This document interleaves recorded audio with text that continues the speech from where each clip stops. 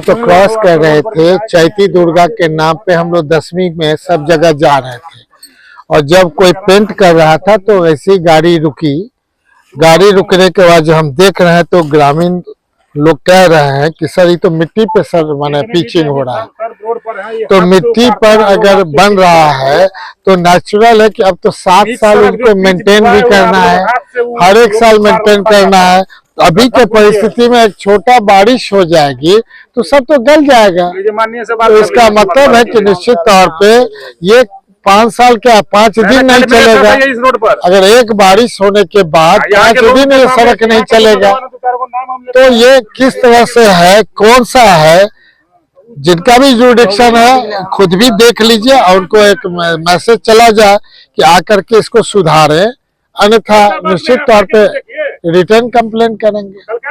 क्या है ये रोड? देखिए तो रोड है ऊपर आपका लेबर हमको नंबर बता दे रहा है। देखिए आपका रोड ऐसे देख उखड़ रहा है सब कैसे निकल रहा है रोड। हाथ से। रोड ये किया है काम आप नहीं किए हैं? आरियो का है ये। हाँ आरियो का है, एमआर वाला सुनील को लगा दो। है, लगाते हैं। ठीक मोबाइल लगाओ जी। ठीक है रखिए रखिए। देखिए सर एसडीओ को लगाइए ना, पैर के पास बोला। ये देखिए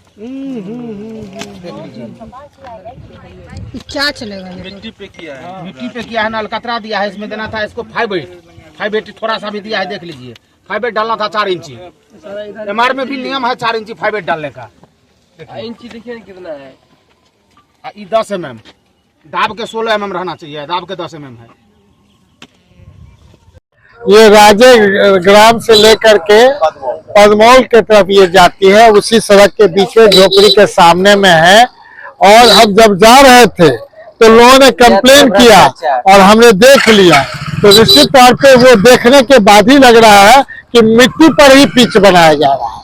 इसलिए कोई मेरा कोई तात्पर्य नहीं किसी को तंग करने का, आकर के देख ले। और सच्चाई ये 7 साल कहाँ से चलेगा, 7 दिन चलेगा कि नहीं ये खुद ही डिसाइड कर ले।